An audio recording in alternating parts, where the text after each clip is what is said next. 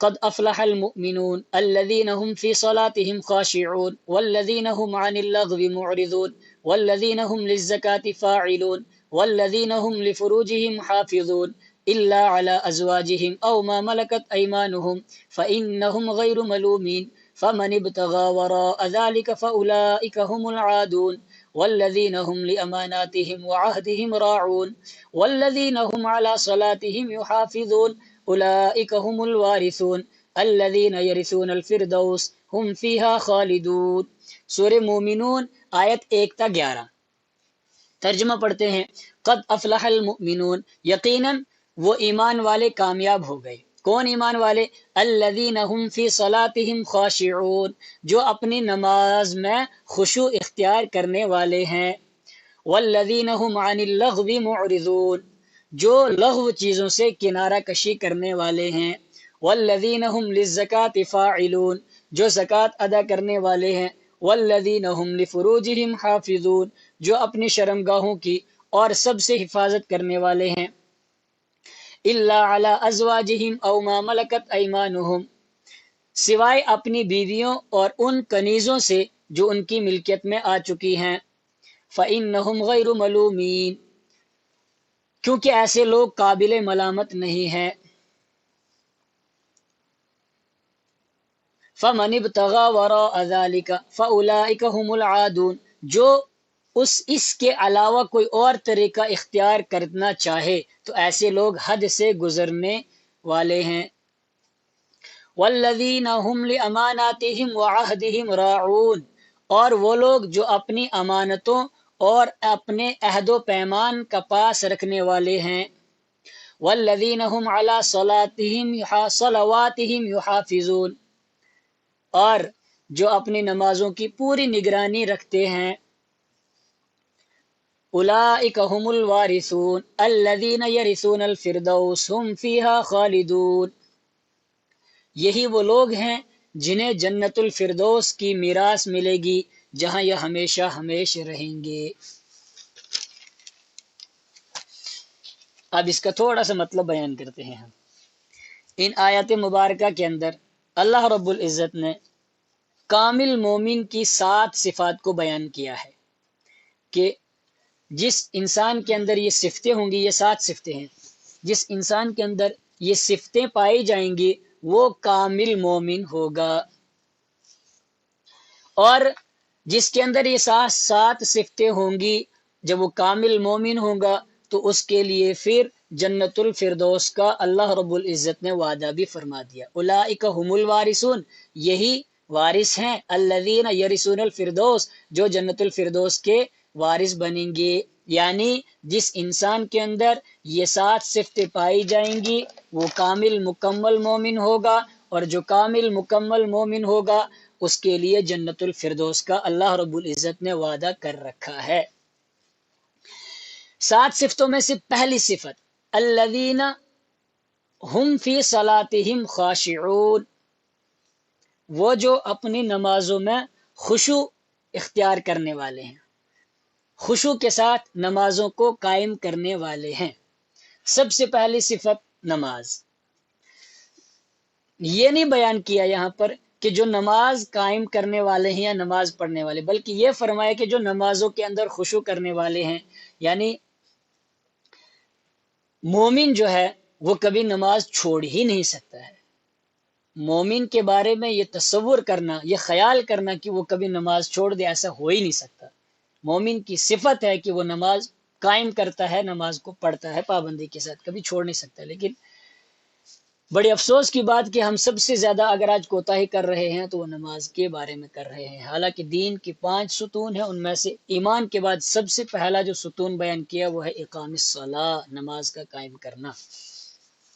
لہذا پہلی صفت بیان کی الذین هم فی صلاتہم خاشعون، جو اپنی نمازوں میں خشوع اختیار کرنے والے ہیں۔ خشوع کس کو کہتے ہیں؟ خشوع کے لغوی معنی آتے ہیں سکون کے، سکون، سائلنٹ، اب مجھے انگلش آتی نہیں ہے، آپ سمجھ سکتے ہیں، سکون، خاموش رہنا۔ اور شریعت میں خشوع یہ ہے کہ دل میں بھی سکون ہو، دل میں بھی سکون ہو، اور جو انسان کے بدن کے جو حصے ہیں، اعضاء ہیں، ہاتھ ہو گیا، سر ہو گیا، اسی طرح ٹانگیں ہو گئی، بازو ہو گئی، تو یہ سارے کے سارے ان میں بھی سکون ہونا چاہیے، دل میں بھی سکون ہو اور ظاہر میں بھی سکون ہو۔ دل میں سکون ہونے کا مطلب کیا ہے کہ دل کے اندر غیر اللہ کے خیالات بالقصد نہ آتے ہو۔ دیکھو بالقصد کی قید لگائی، ارادتن یعنی ارادے کے ساتھ۔ ایک آدمی کر رہا ہے اللہ اکبر، نیت کر رہا ہے کہ نیت کرتا ہوں میں 2 رکعت نماز فرض فجر خاص واسطے اللہ تعالیٰ کے، منہ میرا کعبہ شریف کی طرف اور دل میرا چاروں طرف، اللہ اکبر، تو اس طرح کی نیت نہ ہو۔ جب اللہ کے لیے خاص ہے تو پھر اللہ ہی کے لیے خاص ہونی چاہیے۔ دل کے اندر غیر اللہ کا خیال بالکل نہیں ہونا چاہیے۔ آپ نے سکرین کو بند کر دیا، سکرین کو چلا دو۔ دل کے اندر جو ہے غیر اللہ کا خیال نہیں آنا چاہیے، دل کے اندر صرف اللہ کا خیال ہونا چاہیے۔ ہمارا تو حال یہ ہے کہ جیسے اللہ اکبر کیا تو پھر دکان بھی سامنے آ جاتی ہے، پھر فیکٹری بھی سامنے آ جاتی ہے، پھر بیوی بچے بھی سامنے آ جاتے ہیں، سب کچھ سامنے آ جاتا ہے۔ ہر وہ چیز جو نماز کے باہر یاد نہیں آتی ہے، نہ جانے کئی سال پرانی باتیں نماز کے اندر ہمیں یاد آتی ہیں، تو ایسا نہیں ہونا چاہیے۔ تو دل میں سکون ہو، یعنی دل کے اندر غیر اللہ کا خیال نہیں آنا چاہیے بالقصد۔ ہاں بغیر ارادے کے کبھی انسان نماز پڑھتا ہے تو وہ تو آ ہی جاتا ہے، لیکن ارادتاً ایسا نہیں ہونا چاہیے۔ اور پھر ظاہری اعضاء میں بھی سکون ہو، یعنی نماز پڑھ رہا ہے ادھر سے کبھی سر میں کھجلی کر رہا ہے، کبھی ٹانگ میں کھجلی کر رہا ہے، کبھی گردن میں کھجلی کر رہا ہے، کبھی داڑھی کو ہاتھ پھر رہا ہے، تو اس طرح بھی نہیں ہونا چاہیے۔ خشوع اسی کو کہا جاتا ہے کہ دل میں بھی سکون ہو اور ظاہری اعضاء میں بھی سکون ہو، یعنی بیکار اور فضول حرکتیں نہ کرے۔ دوسری صفت بیان فرمائی کہ دوسری صفت لغو کاموں سے پرہیز، والذین هم عن اللغو معرضون، وہ جو لغو کاموں سے پرہیز کرتے ہیں۔ لغو، والذین هم عن اللغو معرضون، لغو کے معنی ہے فضول کام اور فضول کلام، فضول کام اور فضول کلام جس میں کوئی دینی فائدہ نہ ہو، اس سے بچنا، اور گناہ بھی اسی کے اندر شامل ہے۔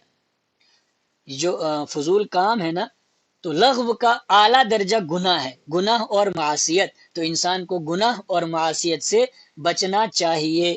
کیوں؟ اس لیے کہ جو گناہ ہے اس سے کوئی دینی فائدہ ہوتا نہیں ہے، بلکہ الٹا دینی نقصان ہوتا ہے۔ تو ایمان والے کی دوسری صفت، کامل مومن کی دوسری صفت یہ ہے کہ وہ بیکار کاموں سے بچتا ہے، اور بیکار باتوں سے بھی بچتا ہے، اور گناہوں سے بھی بچتا ہے۔ تیسری صفت ہے کہ زکوٰۃ دیتے ہیں، والذین هم للزکاۃ فاعلون، تیسری صفت ان کی یہ بیان فرمائی کہ وہ زکوٰۃ ادا کرتے ہیں۔ زکوٰۃ کے معنی ہے پاک کرنا، زکوٰۃ کے لغوی معنی ہے پاک کرنا، اور شریعت میں زکوٰۃ کہتے ہیں کہ مال کا ایک خاص حصہ کچھ شرائط کے ساتھ صدقہ کرنا، مال کا ایک خاص حصہ کچھ شرائط کے ساتھ صدقہ کرنے کو زکوٰۃ کہا جاتا ہے۔ وہ شرائط کیا ہیں؟ جو دینے والا ہے وہ آزاد ہو، عاقل ہو، بالغ ہو اور صاحب نصاب ہو، اور جس چیز کی زکوٰۃ دے رہا ہے وہ مال نامی ہونا چاہیے، حولان حول یعنی اس پر پورا سال گزر جانا چاہیے۔ یہ ہے زکوٰۃ کی شرائط۔